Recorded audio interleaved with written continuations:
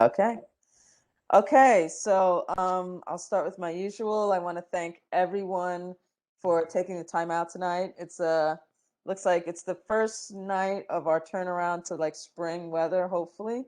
So I thank you all. The sun is out and taking the time out to do good community work. So it is appreciated, and we don't want to waste anyone's time, or keep you any longer than you need to be kept from your family and your friends. So thank you very much.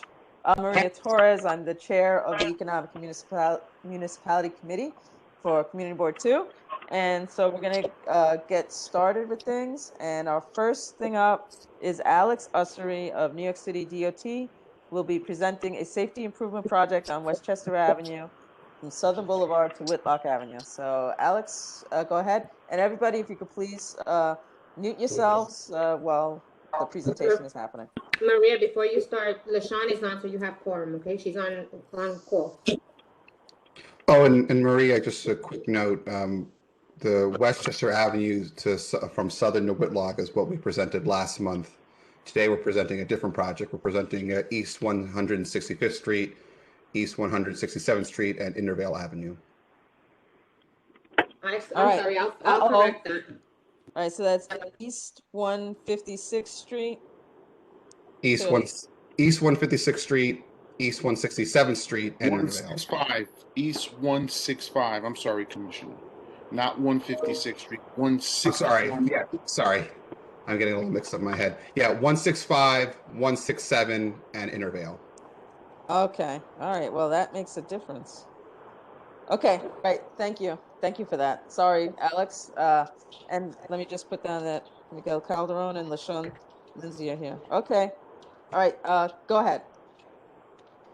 All right, great. Let's see, here we go. Awesome. Okay, so yes, like we were saying, our project is primarily focused on East 165th Street, 167th Street, and Intervale Avenue. And we are hoping to do some school safety improvements in the area for the local students. So we can go to the next slide. Okay, so why are we looking at this area? There's a bunch of students in the area, several schools nearby, and then there are also several large kind of multi-leg and irregular intersections, where it's not just two roads meeting at a right angle, and so those can cause, especially when coupled with a lot of students in the area, that can cause some safety concerns. So we've got a couple examples of some of the students crossing the street right here. We can go to the next slide. And so, one thing that we always do when we look at safety improvements is, we take a look at our Vision Zero priority map. And Vision Zero is, as I'm sure some of you are aware, the multi-agency effort to reduce traffic fatalities across the city. And so each borough has its own action plan that gets updated every few years. And this is the Bronx action plan as of 2019. And, basically what we do is we look at all the crash data, see where crashes are happening, where people are getting injured or killed in traffic crashes. And we kind of do a heat map of those and figure out where the hot spots are so that we can be sure we're prioritizing our safety improvements in the areas that need it the most. And so we kind of split things up into our priority areas, which are the pink splotches you can see on the map, priority corridors, which are the red lines, and then priority intersections, which are the red dots. And so the area that we're looking at for this project is within a priority, a Vision Zero priority area. It's circled on the map, and it's kind of bounded by a couple priority corridors. So that shows us that this is a spot that has a little bit of hotspot in terms of crashes, and so we want to make sure that we're providing some safety improvements here. All right, we can go to the next slide.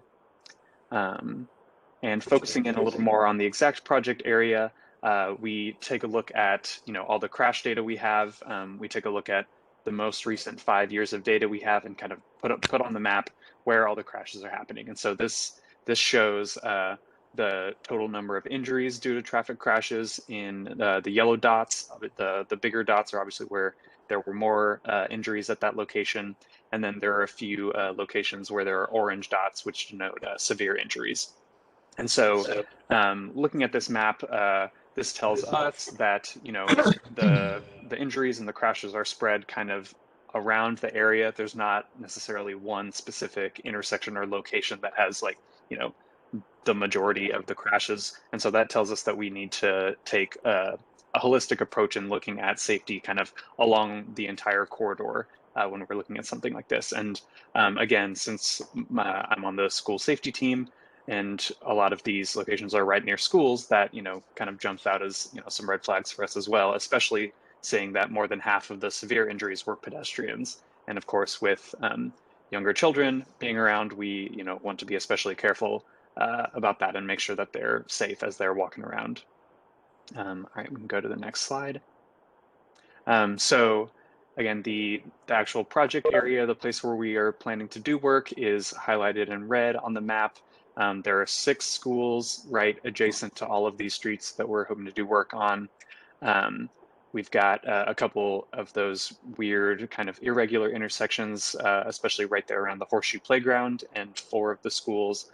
So that's, you know, a concern for us. And then one of my colleagues in school safety is currently working on a separate project just to the west in the Morsania neighborhood.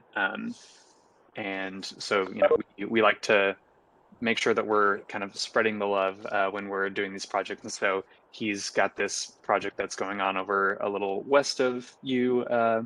And then we're trying to, you know, make sure that we get safety improvements over here as well, kind of in tandem with that. All right, we can go to the next slide. So what we see in the area is we've got some places where there are long crossing distances. You know, it takes a little bit to cross the street, and especially in several locations where students are accessing the schools or the playgrounds. You know, like this location right here at CS 150 is where, you know, students have to cross the street to get to the playground, and especially if you have drivers that are speeding or making fast turns, that can be, you know, a dangerous situation for the kids.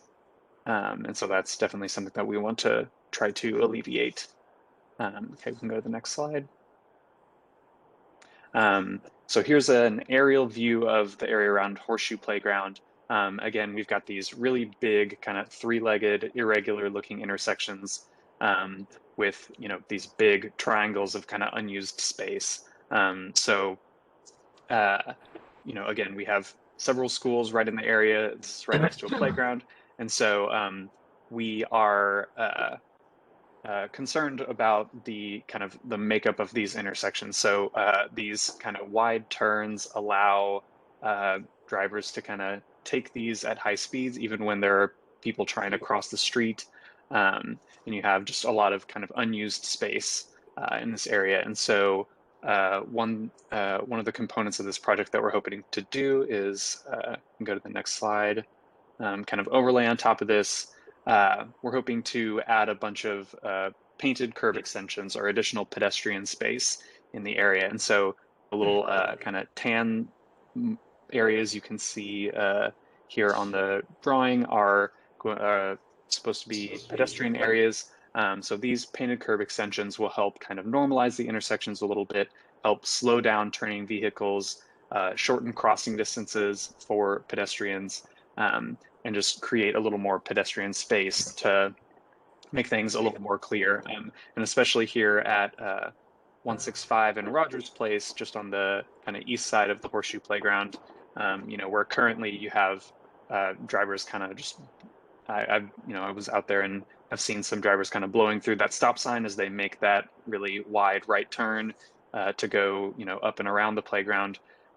This new configuration would cause them to really have to slow down and make like a full right angle 90-degree turn to actually get through there, and that'll help prevent them from kind of speeding through there, and it'll help make the people crossing the street a little more visible.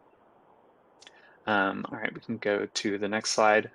So one thing that we can do with this, and what we're hoping to be able to do at this location, is when we do these large pedestrian spaces, we are sometimes able to get local artists to install these asphalt murals. And so down on the bottom are a few photos of some examples we've done around some schools in the Bronx, showing kind of a little more vibrant pedestrian space than just the typical kind of tan colored paint that we would put in the curb extensions. And so we are hoping to have the opportunity to install some of these asphalt murals right here around the Horseshoe Playground. And we just think that would kind of liven up the space a little bit, make it a little more enjoyable to be in.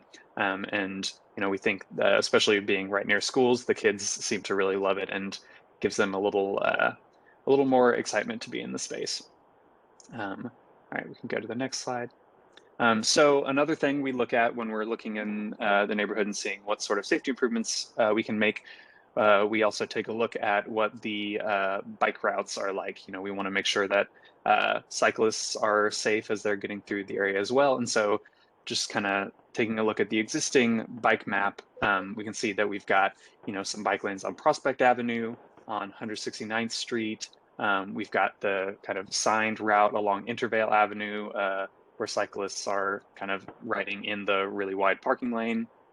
But you know, we've got some gaps in the network. And so if we go to the next slide, we've got some separate upcoming projects that are going to be kind of filling in some of those gaps. So we've got the Westchester Avenue project that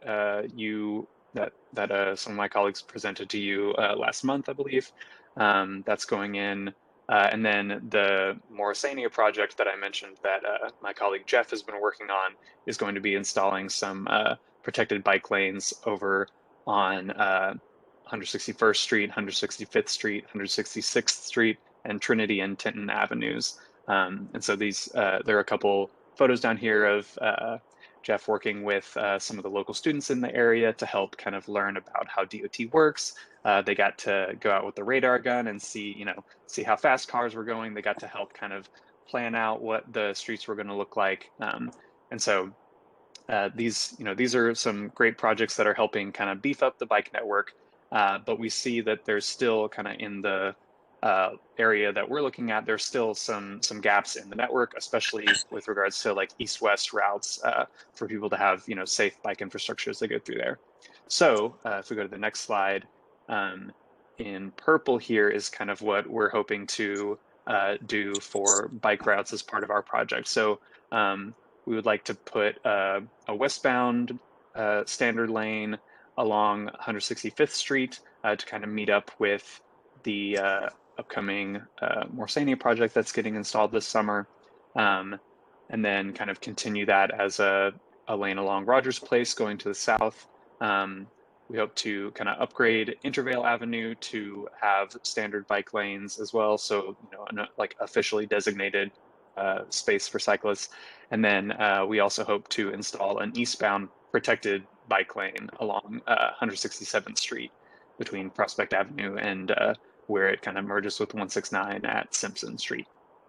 All right, and we can go to the next slide, and I'll start looking at kind of a little more detailed view of what we're looking at for each of these corridors. So on 165th Street, right now, it's 30-foot wide.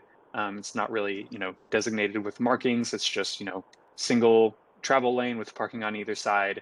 But this is more than enough room for us to stick in a standard bike lane there, keep the parking on either side. But what this also does, it obviously creates a dedicated space for cyclists, helps them be safer.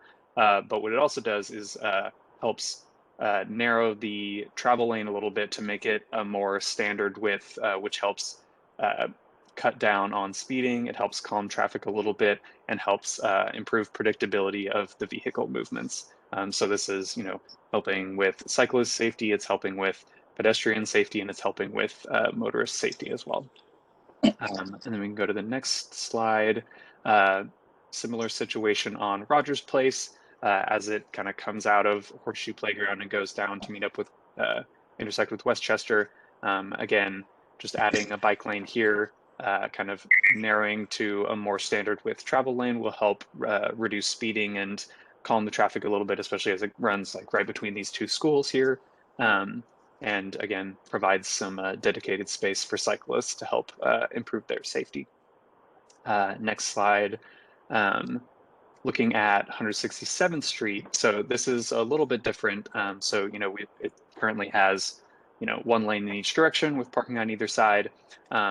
But for this, we're hoping to, because we've got a little extra room here, we're hoping to install a parking protected bike lane. So kind of similar to what I believe you saw on Westchester. We would, keep the parking on the curb along the north side of the street, and then have the two travel lanes. But then on the southern side of the street, instead of having the parking be right up on the curb, we would have the bike lane along the curb, in between the curb and the floating parking. So the cars would be parked not right up on the curb, but would provide kind of a buffer and a barrier to protect the bike lane from the moving vehicle lane. And so this also allows us to provide some pedestrian islands at intersections, help shorten the crossing distances, help kind of calm turns, especially right here where we've got kids crossing the street. And so that photo in the bottom left is an example of kind of what it would end up looking like. See, it really cuts down on the amount of space where people crossing the street are kind of in conflict with cars. Right, and we can go to the next one. And then along Intervale Avenue, we currently, have one lane in each direction with really wide parking lanes on either side. And then we've got the, the flush median in the middle of the street with some concrete pedestrian islands at some of the intersections. And so our idea here would be to just kind of, again, leave the median and the pedestrian islands as they are, but just, narrow up the travel lane and the parking lanes a little bit to be a more standard width with what we usually see, and then have the standard bike lanes on either side. So again, we this provides some space for cyclists, gives them their dedicated room to maneuver, improves visibility and safety for them, and then it also helps cut down on speeding and calm traffic. All right, so we can go to the next slide. As part of this, we've been meeting with all the schools in the area. I've been talking to them, hearing their concerns, talking to them about kind of, what they would like to see in terms of safety improvements. And we've also been offering them some of my colleagues, DOT has the safety education and outreach programs, which offer free programming to schools to help teach students about street safety, and especially with high school students, they do some, programs to help prevent distracted driving and DWIs and things. So we've been talking with them about offering some of these programs to their students as well. And then if we go to the next slide, just an overview. So we talked with all 6 of the schools within the project area. Kind of back when we were initially looking at this project, we were able to meet with 5 of them to hear, just their general safety concerns, and talk to them about what they would like to see from us. And they all, expressed concerns about traffic safety, and told us that they were interested in seeing some safety improvements in their area. And then we were also able after we have this proposal put together, we were able to go back to 5 of the schools and talk to them about the project and get their feedback on it. And they were all supportive of the project. We just this afternoon received one official letter of support from one of the schools saying that they like the project and would like to see it go in. And so this is, especially for us as school safety, we like to make sure that we're really addressing the needs of the schools and the students. So if we go to the next slide, now in order to install these safety treatments and improvements, it's going to involve kind of reallocating some curb space. So especially kind of at some of the intersections in order to install things like the protected bike lane and the pedestrian islands and help daylight the intersections to basically keep from having cars parked up like right along in front of the crosswalk, because we find that kind of lowers visibility for pedestrians as they're crossing the street. This will involve repurposing approximately 34 on-street parking spaces. So those are spread out kind of throughout the area. And so we've got like a few spots right around the Horseshoe Playground where we were talking about installing those painted curb extensions, the pedestrian areas, in order to kind of make that space clear. Currently we have people parking kind of like right up along the edge of the playground right here, and kind of in between the crosswalks, which isn't a great situation. And like right now they have to drive like into the striped area to even access those parking spaces. And so that's just not a great situation in terms of, if we're trying to have a designated pedestrian space, it doesn't really work if you have parking that, a car has to drive into a pedestrian area to access. And so we're trying to, really designate out the space for pedestrians, for cyclists, for moving vehicles, and then also for parked vehicles. And so, so this is, we would be losing about 9 spaces around the Horseshoe Playground, and then between like 2 and 5 spaces at the kind of right on the intersection, at each of the intersections along 167th Street to help with the daylighting there. And then the next slide, it's just the end. So yeah, that's our proposal. Would love to hear your thoughts on it. Madam Chair, I just want to acknowledge that Cynthia Bias has her hand raised. Commissioner Marin also has his hand raised, and Miles just raised his hand. So I don't know if you have questions first, but no, we could start. We could go Cynthia, Orlando, and then Miles. So let's do that. Okay, so I actually live right on Intervale, and I'm not sure if you guys have come over here on a Tuesday or a Friday when they have church session available, but they park and double park on both sides, causing us to drive on the median, which there is no island right now. So I think you guys should really come out on a Tuesday or a Friday to see how drivers have to maneuver, because it's going to be nearly impossible to drive through there. At night it's not too bad, because the church there's 2 churches right on the same block. So the latest that they leave is like maybe 10:30 at night.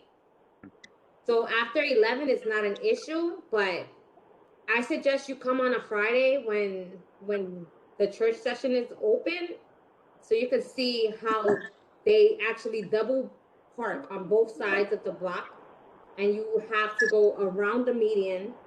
Some people have even gone through the opposing median just to be able to get by. So that's everything else I don't see an issue with, but that one it's very hard to see anything happening there. Yeah. Okay. Yeah.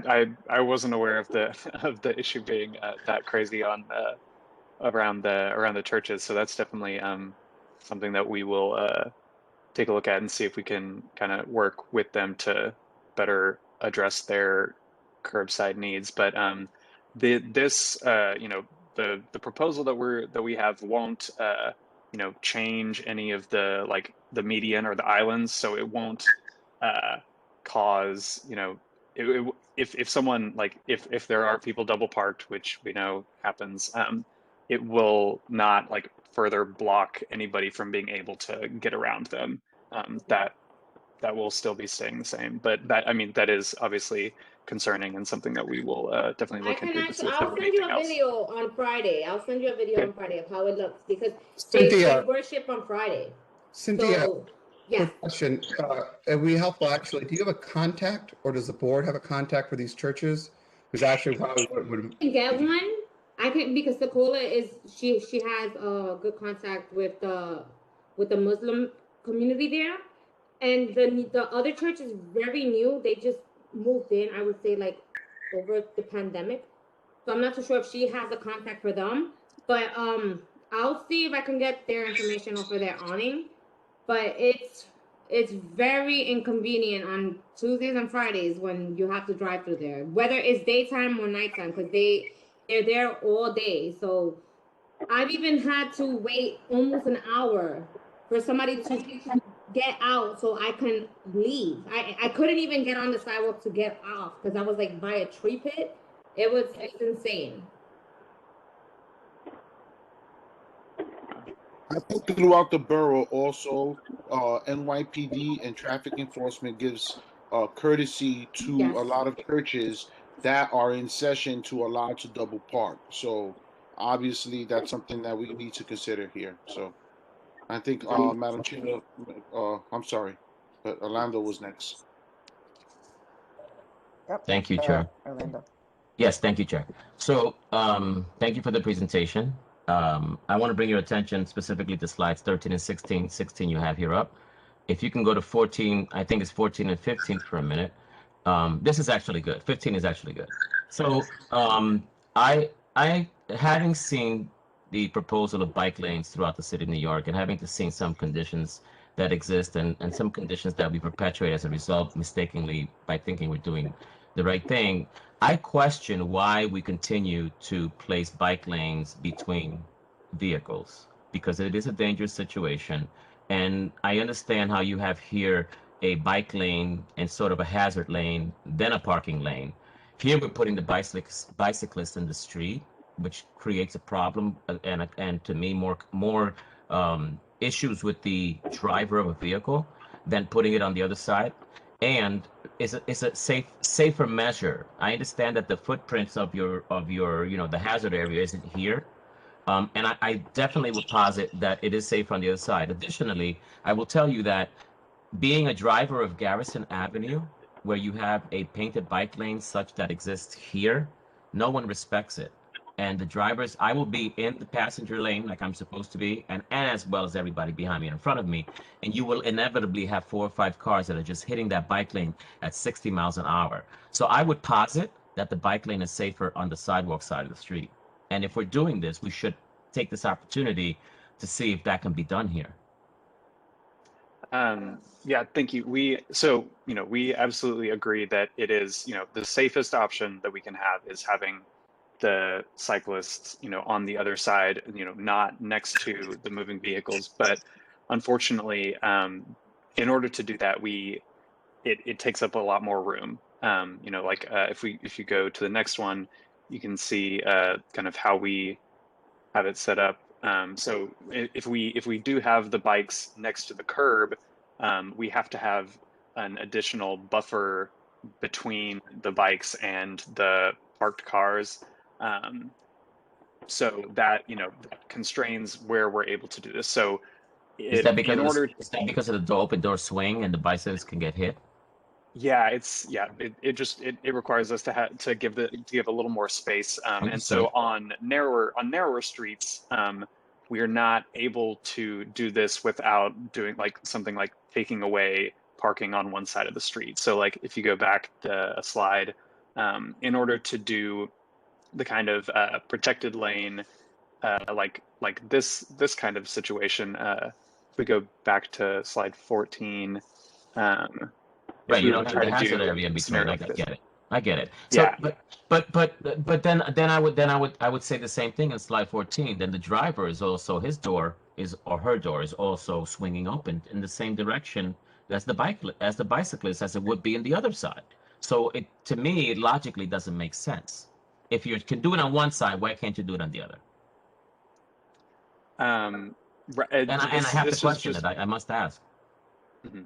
Yeah, and so this is just kind of our this gets into our hierarchy of the kinds of bike lanes that we use. And actually, if you go, I think all the way to towards the end, like just past the thank you slide. One more. Yeah, okay. So this is kind of a little overview of the types of bike lanes, and so on the left are kind of the most the most safe, the ones that we would love to be able to put in wherever we can, the most protected down to the least protected and more shared on the right. And so really, like, we would love to be able to put a protected lane everywhere, but unfortunately, I mean, space constraints being what they are, we just can't always fit it. And so the standard lane or the conventional lane, we're sometimes able to, like in this middle picture, we sometimes have room to install a buffer, whether that's and that kind of allows for a little extra protection. But just given the space constraints, we're not able to always do the most robust bike lane. Now, if in the future, things can be revisited and seen. But like again, we're trying to do what we can fit in. That is going to be the biggest benefit without having too many drawbacks. So I mean, we can definitely talk about including basically the concern is that if we are to do the Alex, more hold on a protected second. lane. Alex, LaShawn Lindsay, please mute yourself because we can hear you. Thank you. Yeah, so I mean, the kind of the trade-off is really essentially kind of boils down to, in order to install the like more protected lane with the cyclists like along the curb with more of a barrier between them, which is the safest option, that requires us to take away either like a travel lane if it's a multi-lane road, or a parking lane in if it's kind of a narrower one-way road like 165 is, or something like that. So these are the kinds of trade-offs that we're always looking at. And if we if you think that we it would make more sense for us to try and do more of a protected lane and take away parking from one side of the street, like we can look at that. But we know that's not always a very popular option. Alex, I understand that, and what I would say is, and I see Nivaldo's on the call, so I would just say that I think that this needs to be studied, because if logically it's not making sense to me, and if it's not making, I know it's not making sense to others. You have a bike lane, an unprotected bike lane on the left, on the driver's side, where you have the cars moving and a driver. And you can have that lane there in between two cars. I don't understand why you just can't move it to the other side. Because logically, the space is the same. You have a 5-foot lane and a 9-foot lane. You have 14 feet no matter what. You can move the bike lane to the sidewalk side. It is the fact that DOT likes to do it this way and has 3 options. Maybe DOT needs to consider a 4th option. That's what I am saying. Because logically, and I know there are others I will repeat on this call that don't understand it, why it can't be done. So I don't want to beat a dead horse. So please take that back to you, whoever you need to take that back to. And the next one is just it's a compliment. I want to say thank you for removing those vehicles in front of crosswalks that prevent both the driver and pedestrians' view from seeing what's coming, because that is a problem in our communities. We have a lot of cars backing right up to the corner, and sometimes their butts of the cars sticking out from the corner. You can't see what's coming. So I appreciate that initiative. Commissioner, I actually thank you for your questions. I want to add one other constraint that we have that we are trying to work through, is that is maintenance, street maintenance and snow clearance. Part of the reason why right now we don't have a design where we do bike lane, parking lane with no buffer is that we need the space for sanitation to be able to clear it. So that also is another limiting factor at this moment. It's something that we're very well aware of, and that we're working internally, both agencies, DOT and sanitation, to figure out what can we do to make our street cleaning and snow clearance a little bit more nimble to allow our designs to be more flexible. So right now, that's an additional constraint, being able to clear snow and clean the streets. The design, the 4-foot lane with the buffer and the parking lane allows for sanitation to operate. Less than that, they can't. And that's something we're trying to work on as we speak. Thank you for that. I appreciate that response because there is some thought behind this, obviously. And thank you for sharing that, because that means to me, yes, we're thinking about it. You've thought about it. The snow is an issue. Snow removal is an issue. So thank you. I will buy that argument because that's a very valid argument. So I understand why. I would still urge you guys to please study this because it does affect the bicyclists in the city. And I think that for order purposes, it works the other way. But thank you. I appreciate it. Understood. Thank you. Okay, next up is Miles. Hi there, everyone. Good evening. Thank you for the presentation. I guess I'm the grouchy bid director tonight, I guess. So, what I'm gonna say is more about is a comment than a question that can be answered, this is the second presentation by DOT in about 30 something days. And in those 30 days, you've come to community board 2 and you've told us that you're going to take 74 parking spots away. This seems absolutely excessive. This seems like the de Blasio administration using eminent domain to absolutely sabotage our local economy. I think that this is, all nice to talk about Vision Zero, but we're going to have Vision Zero businesses after this, in my opinion. I think that DOT needs to stop coming to us, a borough that relies on parking, relies on driving to support our businesses, to support families, to keep our communities going after years and years of disinvestment in transportation alternatives, and now come to a community that relies on these parking spots and tell us that you're going to just be taking them for bicyclists that pass by, aren't shopping, aren't living, are just going somewhere else. I'm just, and I appreciate that you're doing this under the lens of student school safety, but I think this was more a conversation about parking, not school safety. I believe more people are riding bikes, and I believe if you make it safer on the streets, more people will ride bikes. But I do not believe the number of drivers in the Bronx is rapidly decreasing because of these glorious bike lanes. I think that we need to think about a holistic approach to street safety and transportation safety. No one's talked about if we've ever put crossing guards at these locations, what we've done that is creating jobs to fix these transportation and safety concerns. We've just talked about how we're going to repurpose the streets for the benefit of bicyclists. It makes absolutely no sense to me. I mean, it sounds like someone trying to fill a quota before they get out of office, and I'm sick of it. So my question at the end of all of this, because I really do appreciate your presentation and I like everybody at DOT, I just don't like what you're bringing to us. My question is, have you talked to the council member about this already? So actually, Miles, thank you for your question and your comment. We actually had a walkthrough with Councilmember Salamanca today, where we did a walkthrough both on Westchester Avenue to discuss the presentation from last month, and we also discussed the presentation then before you tonight. And I think those are good questions and those are good concerns. I mean, we as an agency are trying to balance the needs of all street users. So yes, I recognize that there is a loss of street parking, and no one likes that. I mean, I'm not a fan. I can't say that I wake up thinking, how am I going to take parking away? That's not what we're trying to do here. We're trying to make the streets safer for all users, including motorists. I mean, if you look at the crash data, you'll see that a large amount of these crashes are motorist crashes and not just pedestrian and cyclist crashes. So this is about making streets safer for all users, folks who drive, folks who bike, and folks who walk. I would say to the business climate in the city, everyone's a pedestrian, whether you drive, bike, take the bus, what have you. At some point, your journey involves walking these streets, and it's important to have safety, especially when you're crossing at the crosswalks.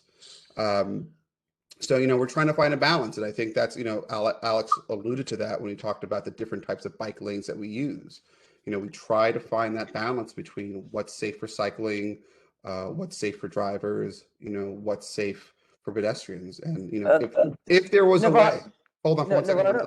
Let me just. I just also want to say that the council member is also on the call, so when you're done, he can respond as well. Okay, and I do think that it's important that, if there was a way to make these changes where we did not take a single parking spot, we absolutely would be doing that. But unfortunately, street space is limited.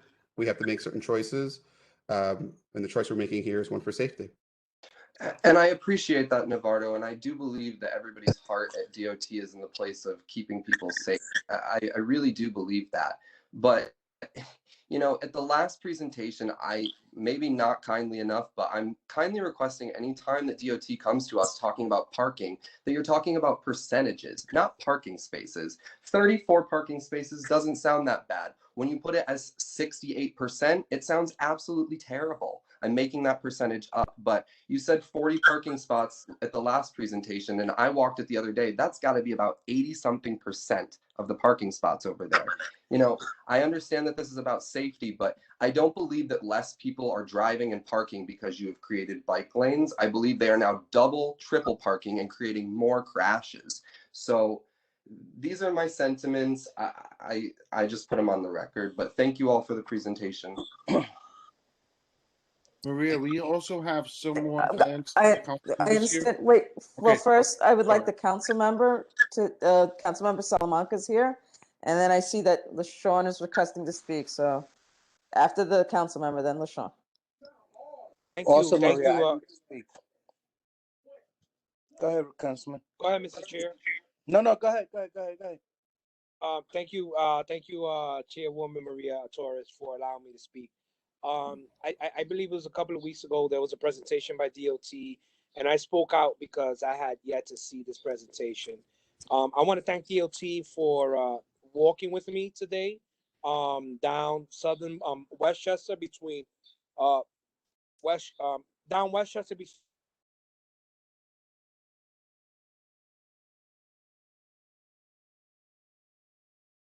This is a positive thing for the community.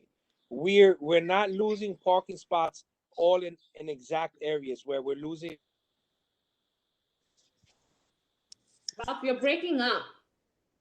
Council member, you're breaking up. We're not hearing you. It looks like we're losing you. And you're frozen. Salamanca. Hi, is it better? Now. Is this better? You're coming in and out. Better? Yes. Yeah, we can hear you. We can't see you though. If you can hear us. What about now? Yeah, I got you clear. It's can you hear me now? Yeah, we can hear you. Yes. All right. Am I clear? Yeah. All right, cool. So no, I what I want to say is that I did the walkthrough with DOT today. We walked on Westchester from Southern Boulevard to Whitlock. We started on Whitlock. Look, I'm born and raised in this community, and there are areas in this community, and I know that I see Commissioner Marin is on, Bobby Crespo, Rafa Acevedo, Cynthia Baez, Maria Torres. Many of us are born and raised in this community, and there are intersections that need traffic calming. I was concerned when I first heard about the presentation about losing 47 parking spots. I was thinking the way I envisioned it was that there were going to be blocks that we were just going to take parking spots and put bike lanes. But the reality, what they're going to do is it's called floating biking lanes, where they're going to move. Floating parking spots, where they're going to move the parking lanes a little over, and they're going to allow the bikers. They're gonna, individuals that ride bicycles, they're gonna put bike lanes there. After reviewing this plan, I want to say that I want to be supportive of it, but I did tell them that I'm gonna be fully backing this plan if the community board backs this plan. My only concern with this plan is 167th Street, where they're gonna convert it into a one-way. They're gonna take away the one. Well, their proposal is to take the one-way coming down 167 going into to Westchester. And they're proposing that you're making going down 167 and making a right onto Bryan. Am I saying that right, Commissioner? Yes. And so I'm concerned about that. Yeah. The right turn, the detour would be right onto Bryant, left onto Westchester. Correct. Yeah, I have concerns with that, and I recommended that we do another walk, that we do a walkthrough with myself and the leadership in the community board so that we can hash this out. Other than that, I'm supportive of this. I can tell you that I'm supportive of this plan, but I want to ensure that the community board is supporting it. That's how you're gonna have the DOT is gonna have my full support.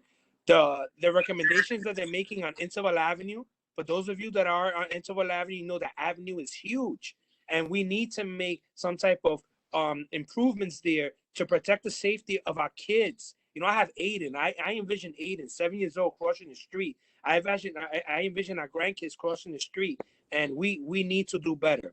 And the recommendations that they want to do on Rogers Place and Hall Place, I'm from that area. That's very much needed. And if it takes taking 1 or 2 parking spots from one corner and another corner so that we can improve pedestrian safety from crossing from one area to the other, you know what? I will give up 1 or 2 parking spots to save a life. And that's really what's happening here. So I want to thank DOT for really coming out and doing this walkthrough with me.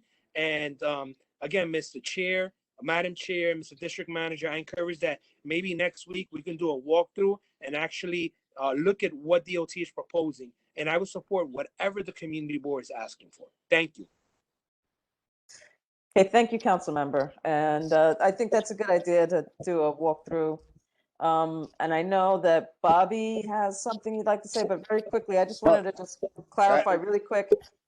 Also, this is not listed as a voting item. It was just a presentation, correct? Or did you guys want a letter of support or something? Well, today, this is the first time we're showing this to everybody. This was just as an informational. I want to thank the council member for coming out today and for his comments. I definitely would be very happy to meet with you guys to schedule another walkthrough. So, you know, we'll be in touch after today to reach out to the board, to the council member about setting up a walkthrough. Hopefully we have weather just as good as today.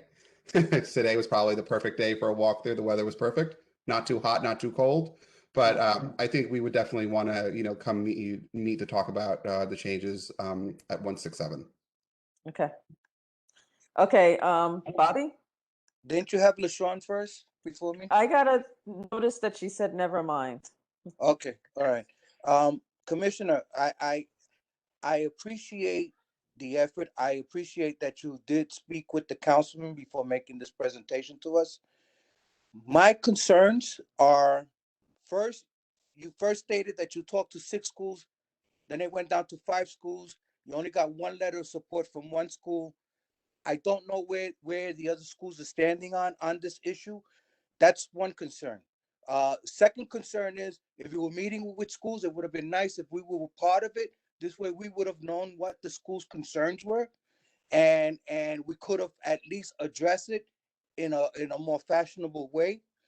My concerns are similar to the Commissioner Marin, which is a lot of people are using those bike lanes more as a speedway than a bike lane. And the fact of that Miles is stating 72 spots.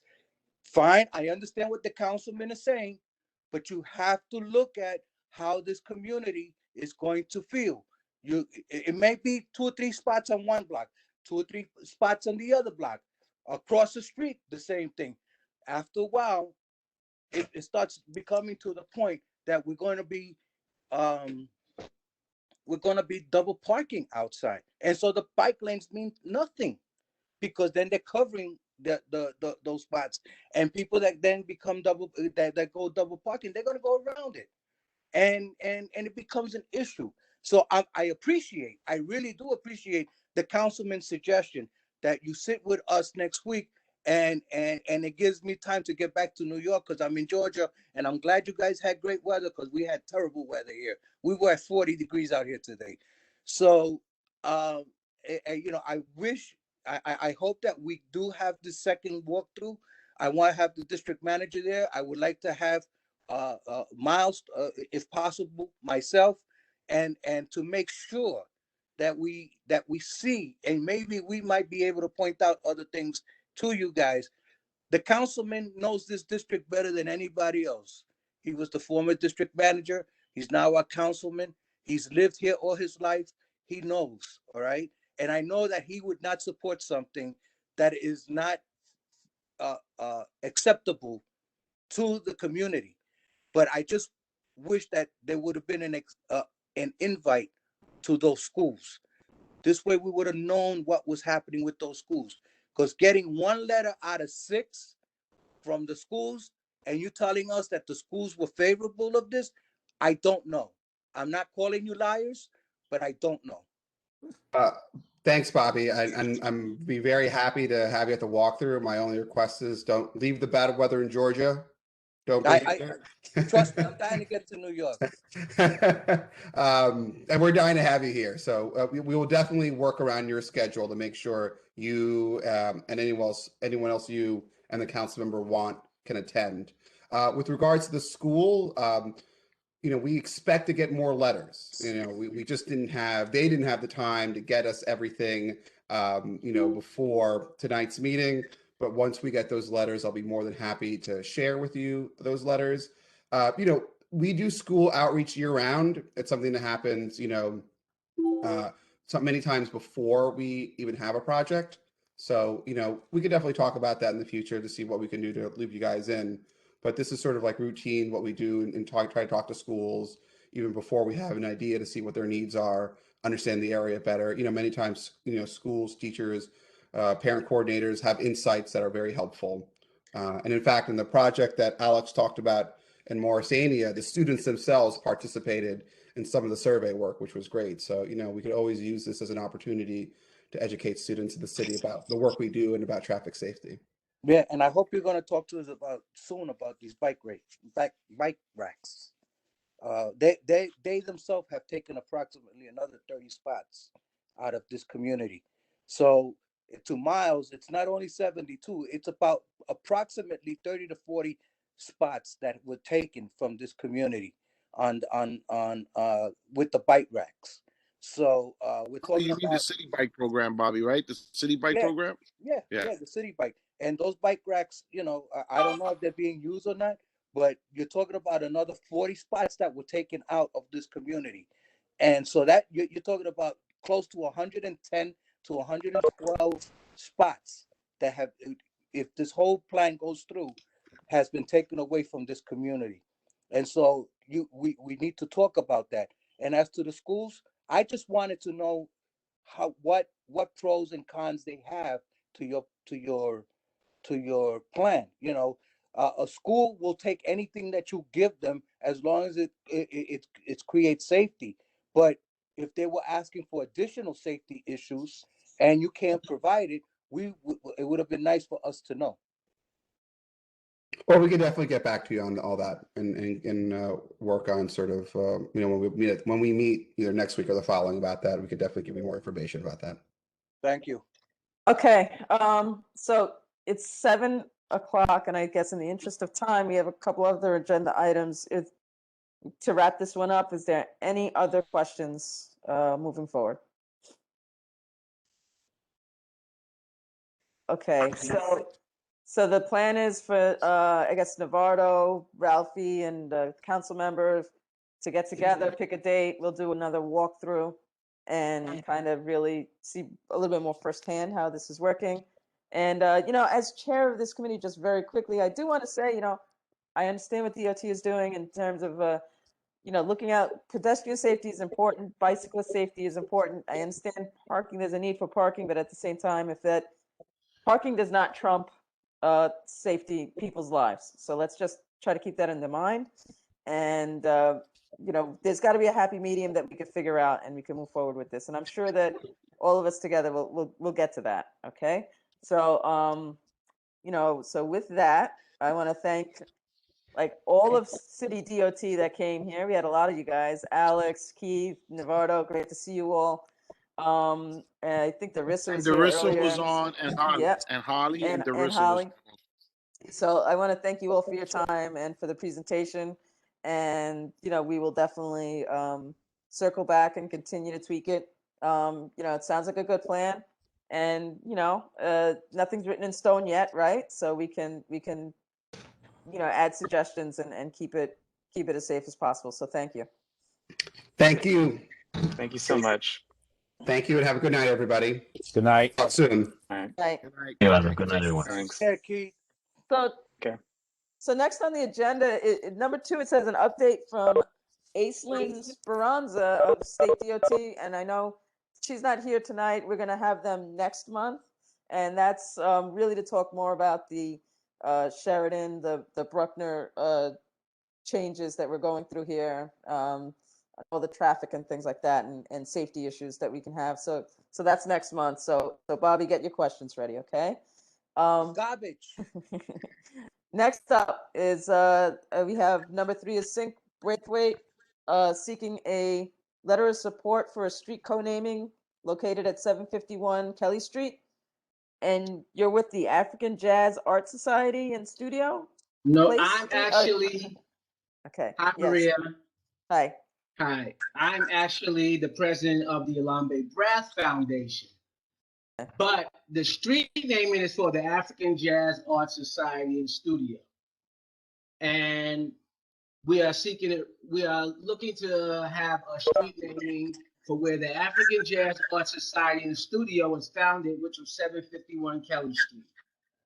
In terms of, you mentioned letters of support, I have 4 of the 6 letters of support, but to my understanding, I was just doing a presentation for Bronx Community Board 2 to give them a better understanding of who African Jazz Art Society and Studio is, because after all, we're talking about a historical organization that was founded in 1956.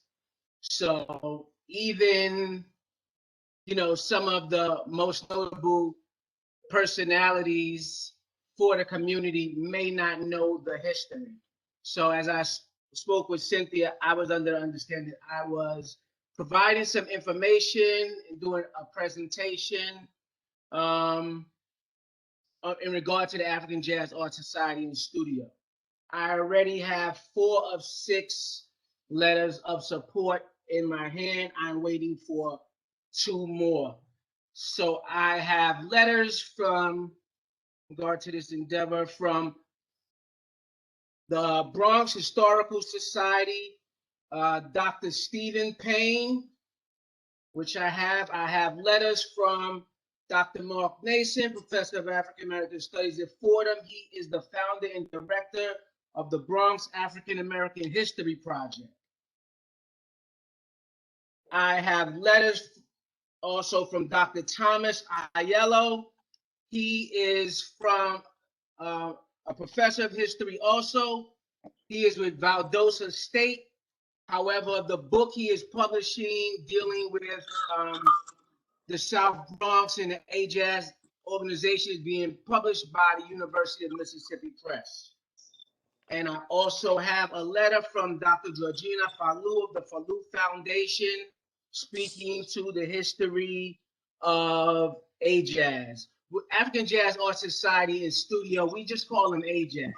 I'm just giving the whole, so from here in, I would just say AJAZ. And we are waiting for 2 more from Elena Martinez and Bobby Sanabria of the Bronx Music Heritage Center, and also Professor Jose Givens of the Give Back Foundation in the South Bronx, who runs on BronxNet Cable, who runs the community show.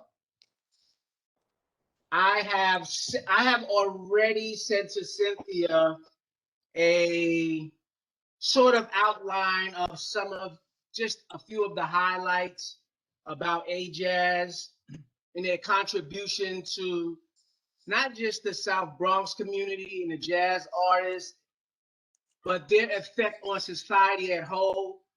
There's a reason that there are so many historians who are supplying letters of support, because these people from the Bronx Historical Society and Bronx History Project have read and are aware of what AJAZ represents to, again, not just the Bronx, but globally in what they have done. I have also sent to Cynthia for the board to look at just 10 quick links of certain information about AJazz and a letter from our foundation basically saying, yes, we are supporting this. We are doing this. It is also in full transparency that 2 of our former board members are former members of AJazz, Kwame Brathwaite and Robert Gums. And so it outlines that inside the Word document that I sent out. I also have, I'm aware of, I only have 20 minutes, but I have a PowerPoint presentation that I was hoping to go through, but I'm not, I mean, I have it in, I'm not sure in this format, being it's not Zoom, how I could present it to you all. You need to provide it. We asked for all the information prior, so unless you can send that to us now, but you never sent us the PowerPoint presentation. Oh, well, I have it right here. I'll send it here now. But okay.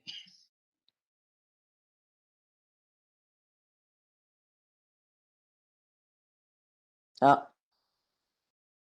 think. Mr. Bradway, I just want to ask a question. Maria. Sure. Is there anybody besides that? I mean, everybody that's online right now knows Bobby Sanabria, so we all know him. But outside of that, and I'm sure that all the other individuals you mentioned are well known, but yeah, other community members, are there other community members that you've reached out to? The only person right now I spoke to is Senjata, member of your board. She's the only person I had spoken to or mentioned to about this. Actually, in terms of the community board, she would be the only one. But yes, I have spoken with. I'm sorry.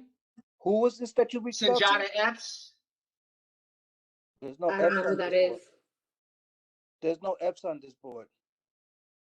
No Senjata Epps. Sanjata Epps.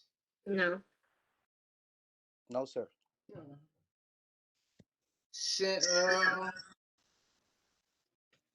What is Senjata? What is her role with Community Board 2 then?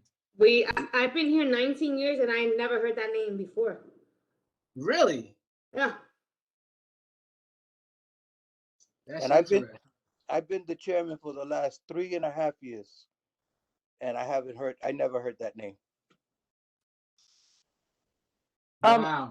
I guess just very quickly, I do have a question as well. So sure. You stated that this the organization, the African Jazz Arts Studio, was founded on that block at 751 Kelly Street. So do you yes. who were the founders of this? The founders were Elambe Brath, Kwame Brathwaite, Chris Esmendice Hall. Those are 3 of the founders of the African Jazz Arts Society and Studio. There were actually more, but one of them, he didn't stick with it, and we have people like Robert Gums, who had been there since the start. So I just guess in terms of the history, it was founded there because one of them lived there, or that's where they would gather? Yeah, 2 of them lived there. Elambe Brath and Kwame Brathwaite are brothers. Elambe Brath just shortened the weight off, and that's why it's Brath. Okay. But he's actually born Brathwaite. So it was there because it was 2 brothers who basically founded AJazz at 751 Kelly Street. And they were musicians, or? No, actually, they were really trying. Their main goal initially was to preserve jazz. Okay. So they were not musicians; they were jazz lovers. They wanted to keep jazz as a Black art form. Basically, what they also were doing, they were trying to support the local economy. Here, I'll read you Bronx Historical Society, their archivist, his letter.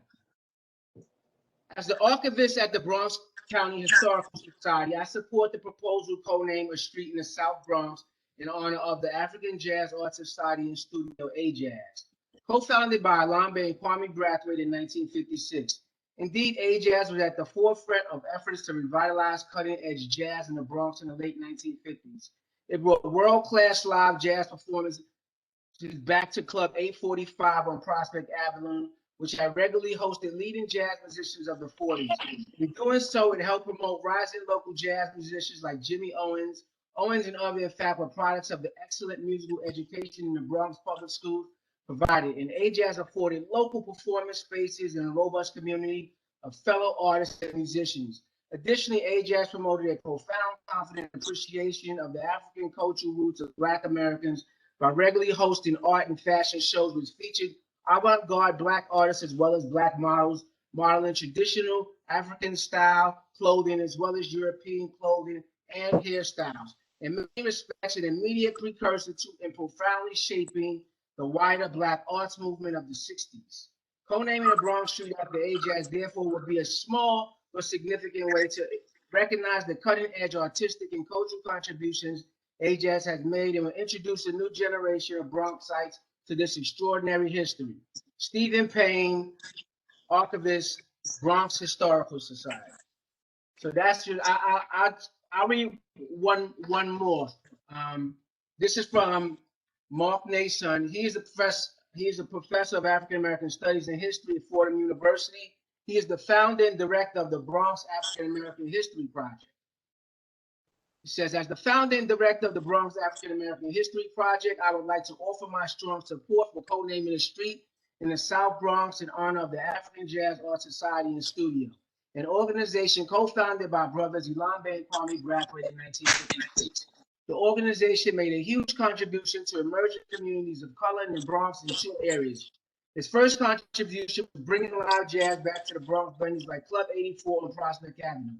It featured top jazz artists in the nation in the late 40s, but had drifted away from that mission in the 50s. A-Jazz persuaded the club's owners that there was still an audience for top-flight jazz in the Bronx. Using the opportunities to promote rising jazz stars like Jimmy Owens, who were the products of local public schools, their work in this regard helped keep the South Bronx historical role as an incubator of musical creativity by revitalizing jazz performance in clubs alongside the work of great music programs in Bronx public schools. Secondly, the A-Jazz promoted new standards of Black beauty through fashion shows and organized featured models who wore African garb and later be called natural hairstyles. A-Jazz was an important antecedent of the mid-60s organization led by figures like Stokely Carmichael, who also had Bronx roots. It spawned the Black Power movements. A-Jazz are the first to promote the concept of Black is beautiful nearly 10 years before it became really popular. The work of this organization highlights the role of the peoples and communities of the Bronx in fostering cultural and musical creativity and forms which have global impact. Co-naming a street for the A-Jazz will help introduce a new generation of Bronxites to this precious legacy. Sincerely, Dr. Mark Nason.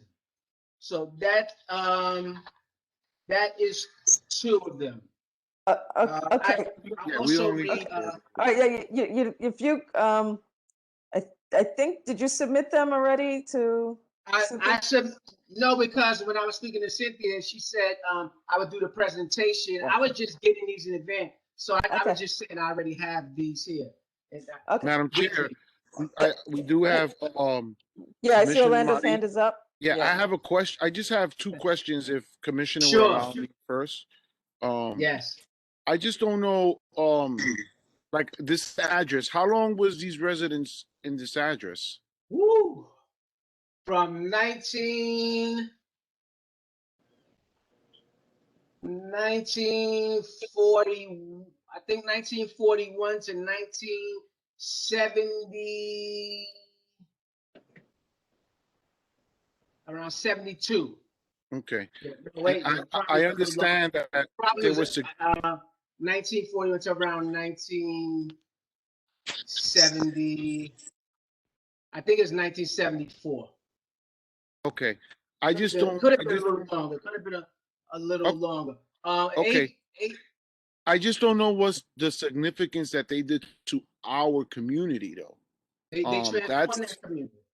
But as I said, I'll send this PowerPoint and we can go through it, and I can talk about. I mean, I don't know if you're a jazz person, but you see, if you see this is the Natural Soul, Lou Donaldson, Big John Patton. Because of A-Jazz, jazz artists, all of these women were Grandassa models. Grandassa models were created by the A-Jazz organization. So at a time when Black women were not being heralded, they started, A-Jazz had countless jazz artists put these Grandassa models, which they had created on these album covers, spreading their cultural influence throughout. There's a book that's been nominated. It's called Kwame Brathwaite, Black is Beautiful. It was the top bookseller this award. It's put out by the Aperture Foundation. All of the history of 751 Kelly Street is in this book. Not only is it the 50 of Kelly Street in there, the history of A-Jazz and the Grandassa models is in. Excuse me. These histories We are got always Commissioner amongst Martin. us. Okay, thank you, Mr. Bradway. If we have Commissioner Martin who has his hand raised. Yeah, Ralph. Because of time, let Orlando be the next questioner, and Madam Chair. Yes. I would suggest that we get all the information first and also the PowerPoint, and let us review it, and then we can go from there. Okay. But Well, Orlando should be the next speaker because you're short on time. I know he was. Okay. So go ahead, Orlando. Thank you again. I will be very brief, just to make a statement. Mr. Sink, I do understand, Mr. Sink Braithwaite. So I do understand that you have letters from very notable sources, archivists, and other sorts of things. But what I will say to you is, I live at 753 Kelly Street, and my neighbor next door is 751. Her name is Chantel Bacot. She has actually owned the house, her and her family, since 1981. And so when the community board presented this as being something that informed me of this being presented this evening, the question was, did I understand or know who the African Jazz Society and Studio was, or have I ever heard of them? Now I have not. So I'm not going to tell you that I have, because I have not. But I have been in the community for a very, very long time. I was born and raised in this community. And I never heard of them. So to me, it was first understanding, it says co-naming 751 Kelly Street. Is the request for the street, or is it a request for the corner? Is it a request for the house? So that was the first thing. It's a request for the corner. It's the request for the corner on the street. If you could please just hold the answers. I'm gonna ask a bunch of questions so I can go through them all. I would appreciate it. Thank you. So that was the first question that we had in our heads. The second question was, how long did the African Jazz Society and Studio exist, and what were the recent contributions? Again, because we were not aware of the African Jazz Society and Studio. Again, I will repeat to you, it is obvious by the letters that you hold that the historians have researched this further, but we were not aware. And I would say that when you're going to do something like this, out of courtesy, I think the homeowner should be informed, and the homeowner was not informed. So when we heard of it, we're like, what's going on? Who's naming what? What are we naming? What's going on? So our participation here is to get more information from you and understand the request. But with all due respect to you and the African Jazz Society and Studio, we've never heard or understood, and again, I've been born and raised here, what the contributions were that they made to this neighborhood. So I just want you to understand that, and that's why this line of questioning has been posed to you. Okay. As I said, when I was speaking to Sanjada Epps, I was under understanding, told from her that she was part of your board. She had already suggested to me, when COVID, even with COVID, that I should reach out to them. And we were going to do that, but I thought it would be presumptuous to do that at this time. And I understand that there are many people who have not heard of them, but that's okay. In that's what education is all about. There are things that, you move into a community, sometimes you don't know what had taken place or what has happened there and why certain things are important. A lot of times you could have seen influence of African Jazz Art Society and wouldn't know it. After all, there's a traveling museum exhibition with the artifacts and ephemera of the African Jazz Art Society and Studio. When I say ephemera, basically I'm talking about things created in the Bronx by these men at that time that is not only valuable, that is selling on Sotheby's, but that all these professional entertainers are taking part. My presentation shows you Beyonce's mother, Dwayne Wade, all of these young people who are coming into like, oh, wow, this sort of information. There are plays by young children in upstate New York being put on, going into the history of the African Jazz Art Society, what they did with the Grandassa models, what it means. This book here, Before the Fires, An Oral History of African American Life in the Bronx from 1930s to the 60s, goes through some of these things. Just about every day, there's something that if you Google that you will read about African Jazz Art Society and Studio. A lot of times, just so happens that people are not paying attention to these things. And if you're not paying attention to it at that time and you're not looking for it, you wouldn't know. This book came out recently, Liberated Threads, Black Women's Style in the Global Politics of Soul. It talks about Ajaz. It talks about the Grandassa models in which they created. I have right here a book, Jonathan Egg of The Daily Show, about Muhammad Ali. In here, on this page, it talks about 107 Ajaz, what the organization did to change Ali. It was even though they became friends with Ali at the time, its president, Lambe Brown, challenged Ali on a lot of controversial things. He wrote this in the Chicago Defender at the time. Now, Chicago Defender was the paper of record for African Americans at the time. So even though this is 1956, everything that I'm talking about and showing you is up to date 2018, 2017. If you look at the New Yorker magazine, you look at here, they have an episode of What We Wore. And they go in here and they say some runway shows that push fashion forward. They named 8 things that make New York the fashion capital of the United States. And they go from the era starting from 1903 to 2013. Mr. Singh, I need to interrupt you for a second, please, because this is really not the forum for that. If you could submit those documents or copies of those documents, that would be greatly appreciated, because they have other items on the agenda. But what I will say is, I will just make 2 more statements. And one is that, if you were astute enough to find the society, the historical society, and your archivist, I think that you could have found your way to the chairperson or the district manager of the community board, and not someone who's representing that they're on the community board. That's number 1. And number 2, look, we do understand what you're saying, but none of us has been able, or nobody in this community, nobody in the community board, I will speak for myself, I have not been able to absorb any of this information to be able to make a better decision. And so I really don't think that at this time, as someone who's from the community, could support a request like this.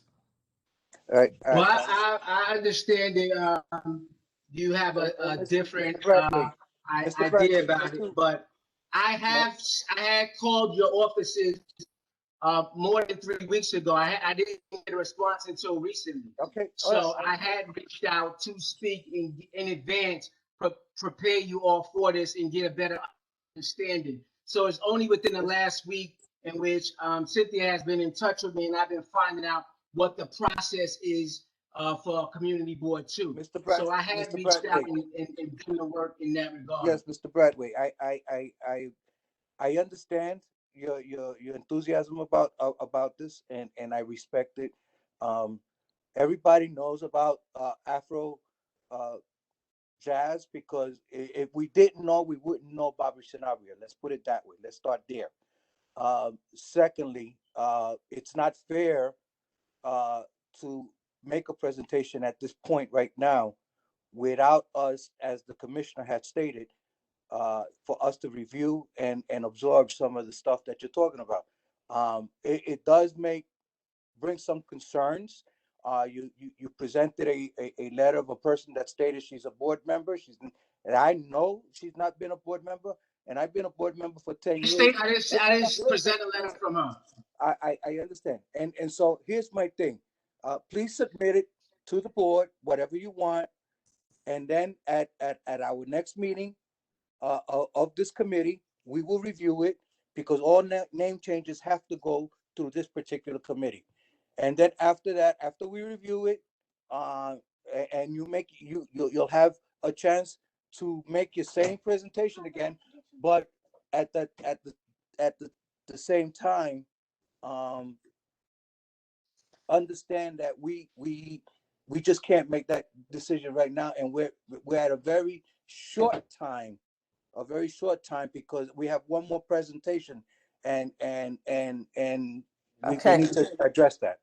Okay, yes. So in the interest of time, Mr. Brathwaite, if you can get that information into the community board office to Cynthia. If you can scan and email it to them, so this way it can be distributed to the committee members, that would be great. And we Okay, can review it, and if you could come back again next month, that would be fantastic. Okay, what I'm sending out is just the PowerPoint presentation is a little bit larger than it allows, so it's Well, decompressing. let's start with the letters that you've Okay, gotten, the letters of support. If you can send those, okay. that would be great. And then I don't know if you can break down the PowerPoint, to make it a little bit more sizable. And again, I think he could send them in, like he can transfer them into like a PDF and then send them that way. That's the best thing for him to do. So if when you go to save I it, believe save I it can as do a.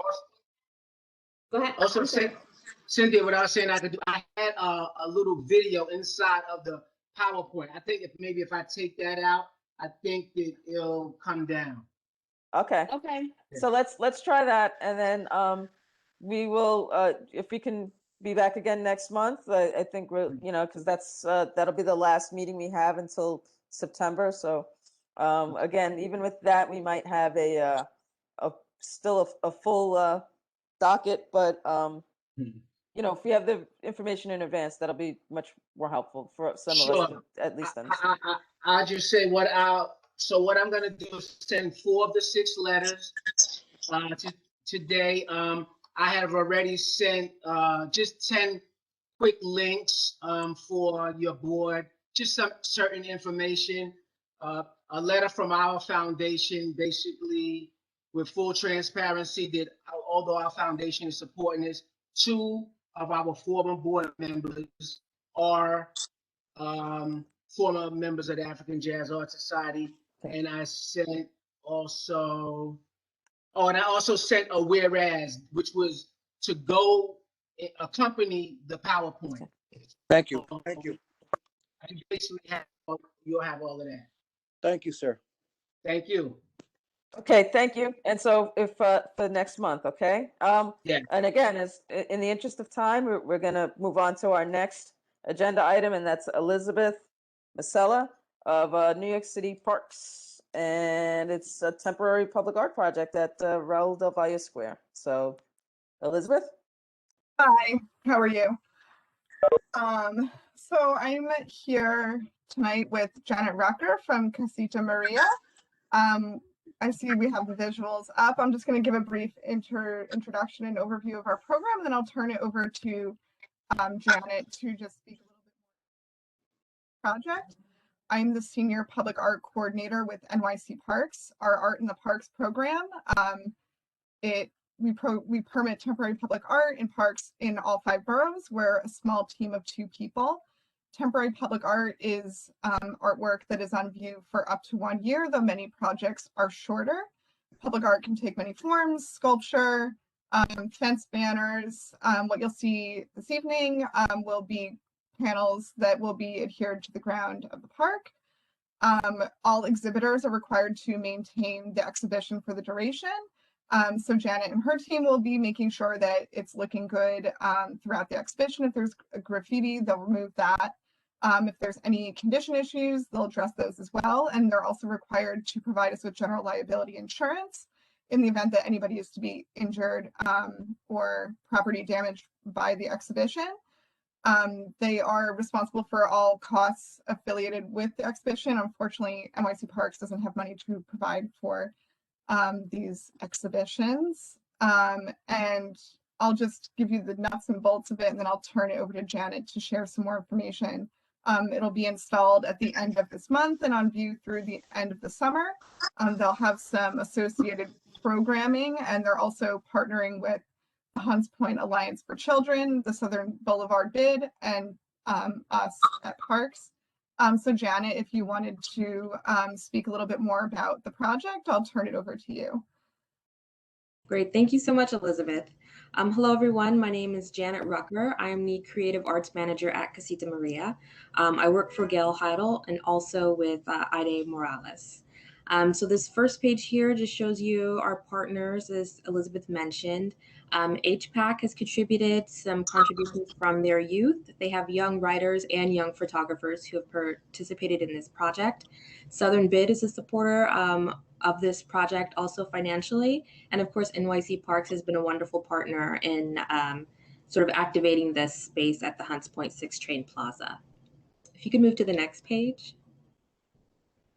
So this is just a brief description. This is part of a series we're calling Time to Soar.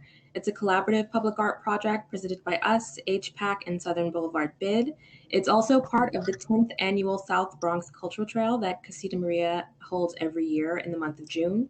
So by bringing together the photography, poetry of Bronx youth, along with images from past festival performances that Casita Maria has presented, we're trying to activate the Monsignor Raul del Valle Square, more widely known as the Hunts Point 6 Train Plaza. So this artwork, it celebrates the future while paying homage to the past. We've all come out of this year, hopefully stronger. So this is meant to be an opportunity for the images to be free and for the words to breathe in this public space. So we hope this brings joy, connection, and hope to the community. The next slide, please. And these are a couple of images. These are examples of what we intend to install. So as Elizabeth mentioned, these are ground decals. There's a lot of concrete real estate at the plaza. So we definitely wanted to activate the ground in a way that it would still be cheerful and also interactive. So what we're doing is similar to the material you see for like the social distance decals all over the concrete and sidewalks. It's the same material. And so we're going to print these images 4 feet by 4 feet. So they'll be a significant size.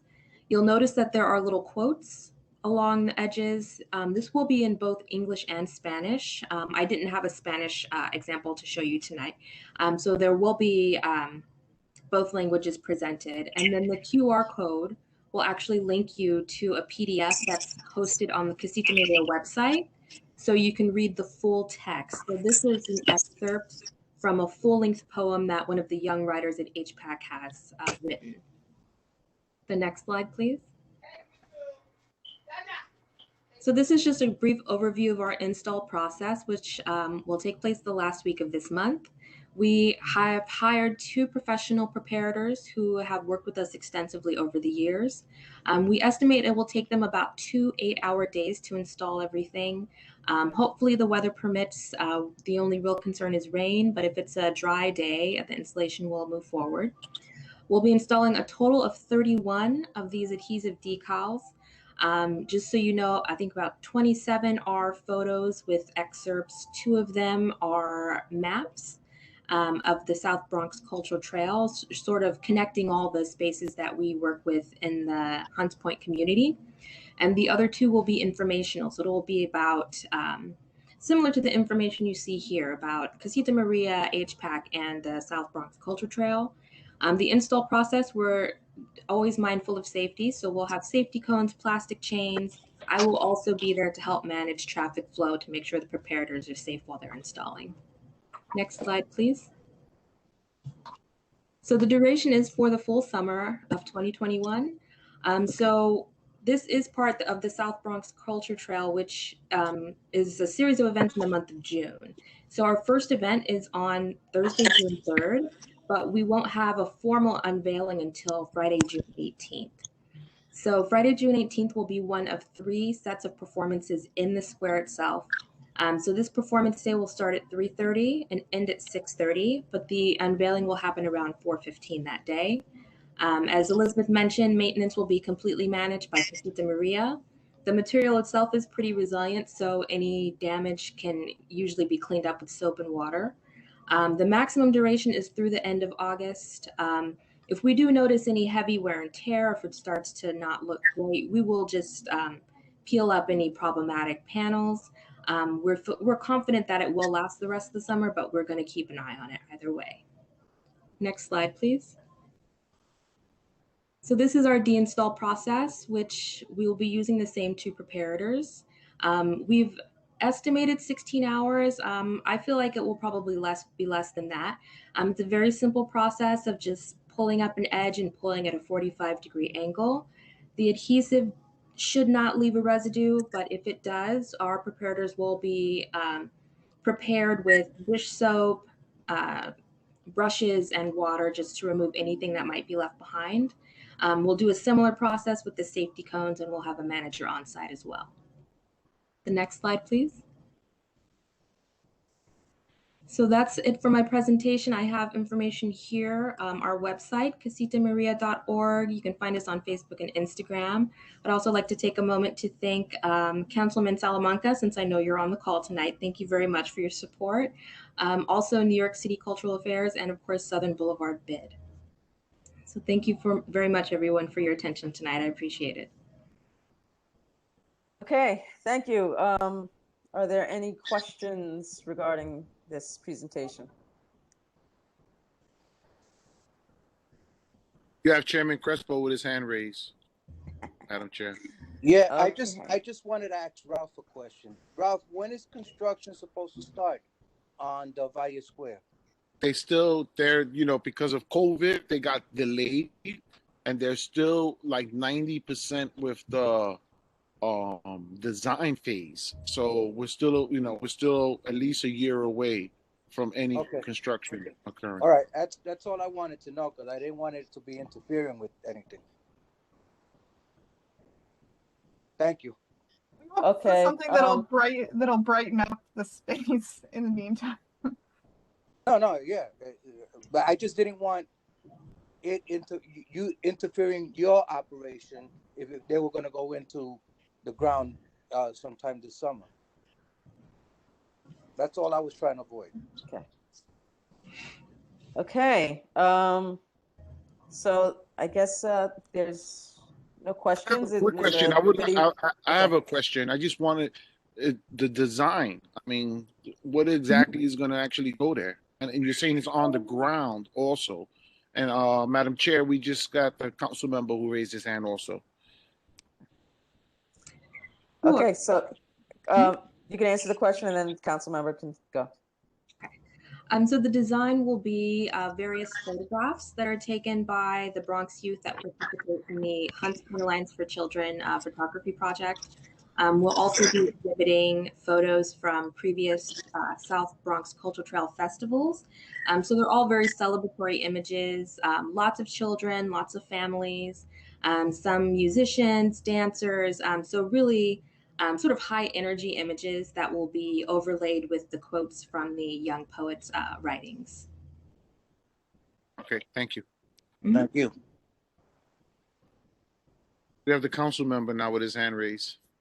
Oh yeah, I just want to say how excited I am to partner with the Casita Maria for these events, the South Bronx Cultural Trail, and just to let the community board know, these last 3 years I funded them, and I've allocated $105,000 for these events. So I'm extremely excited about it, and I just want to thank Casita Maria for really preserving our culture. Thank you. Great. Thank you, council member. Okay. I'm looking around. I don't see any other questions, and thank you for that presentation. It was, we're looking forward to seeing that coming up, and as the city begins to open up more and more people, the weather turns and more people will be outside. I think public arts projects are important, for people to see and kind of feeling and getting back to normalcy of some sort. So this is a very high profile space, and so that's important. So thank you. Yes, thank you. Okay, so thank you for that. And I guess we're kind of up against that clock, but moving along. We got the council member with his hand raised again. We got the council member. Okay, I see it now. Go ahead. All right, I'm gonna head out. I'm sorry, guys. I'm enjoying this committee. I know that there's a old business and new business. I just want to remind the community board that on Friday, May 28th, we're going to co-name.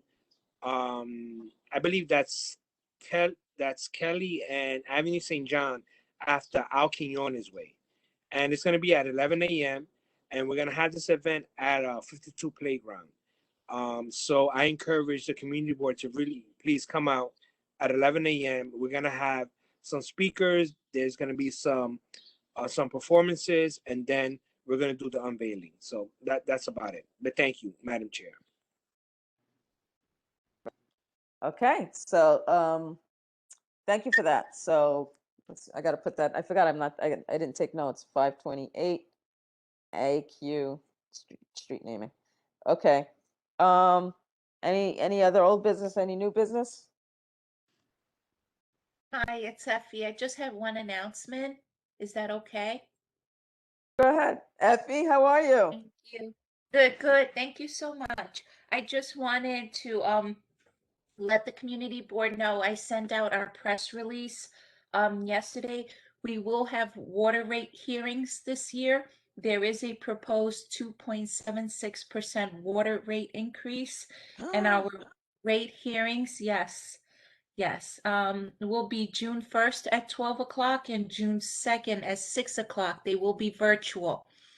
I sent the press release to all the community boards and elected officials. If anybody needs it, please let me know and I'll resend it. But I just wanted to make you aware of that. And we've been working diligently, and I thank the community board as well and the councilman for assisting with PD enforcement. We've had a lot of tractor trailers parked outside our facility at 1270 Riowa Avenue. And PD has been really good and with sanitation and trying to get these tractor trailers out. They park there for many days. They're very odorous. They have garbage and debris on them. And PD has been assisting with that. So we just want to say thank you on that. Okay. Thank you, That's Effie. actually Sergeant Guglielmo also who took the initiative there. So I just want to acknowledge that. He's excellent. He reached out and all. He was really good. We have a second page, just No, I know for announcements. Miles has his hand Yeah. raised, though, Madam Okay, Chair. thank Just want to acknowledge that. Okay. Miles, we're in announcements. Go ahead.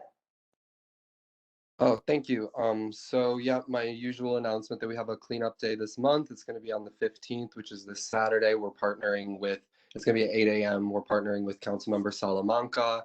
We've been getting great turnout, but it's always nice to see new faces and more faces. And we have coffee and donuts there, and it's just a good way to start the morning. I know it's hard to get up that early, but it's also hard to engage with people while you are cleaning if you do it later in the day. So, yeah, so I have that. We're also doing a anti-litter campaign on the boulevard. If you see signs going up, or if you know businesses that would want signs to prevent littering, please let them know to contact me. And then I just wanted to say, I am new to the community board too, but I have lived in the Bronx a long time. I've lived in the Bronx for 10 years now, and I've been working in the Bronx all of those 10 years. I've been fighting for the people here. I have been starting nonprofits. I've been running bids. I've been working for the city council.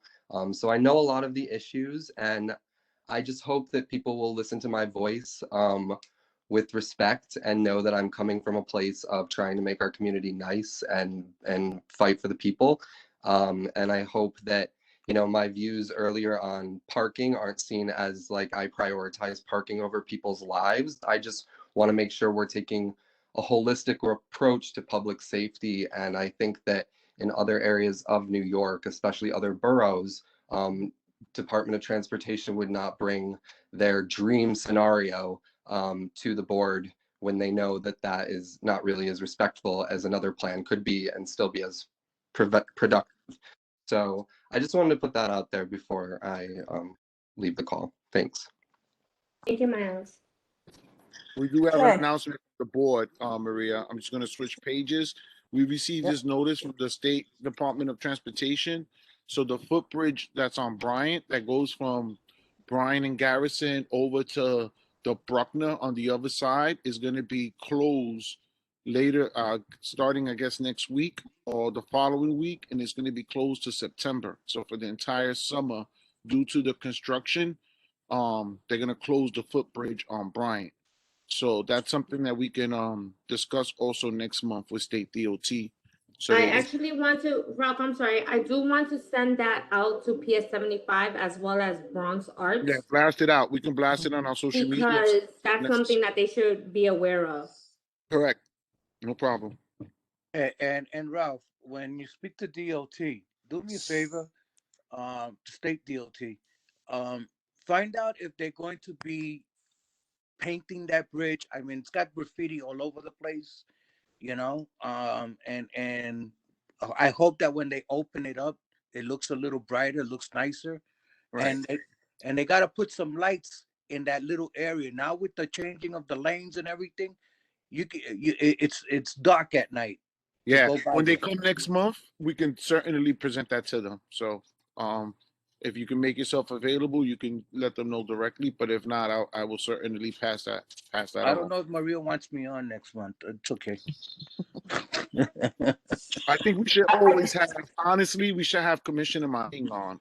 Actually, look at that. He just has his hand raised also. So, you know, I just want to say, like, this particular meeting, we had, what is it? We had two district managers, two former chair, two chairs, former chair of this committee. It was like, it's very high clout.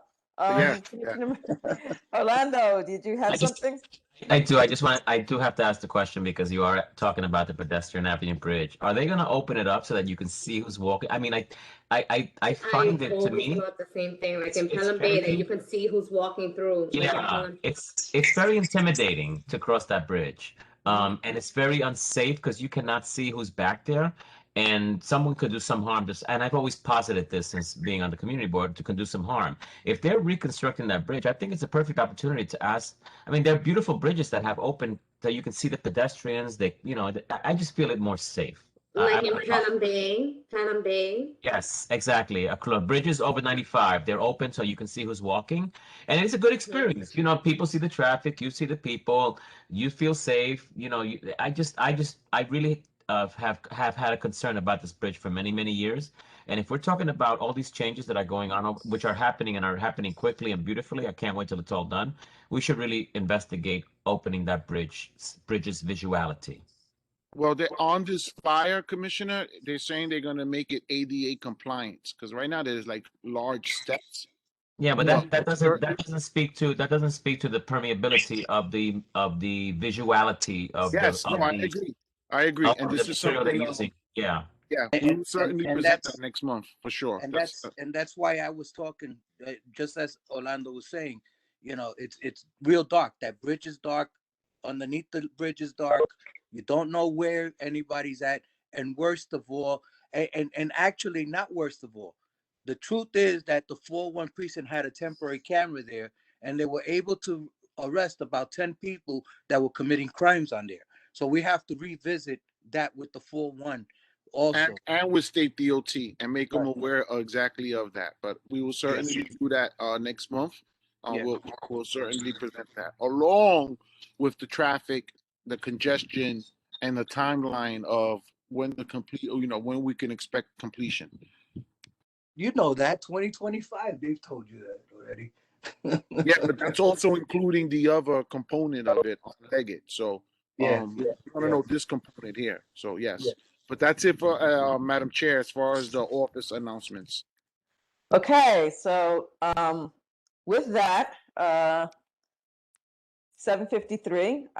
Actually, I have an action for my committee members, which is we have to adjourn this. So I do have a motion to adjourn.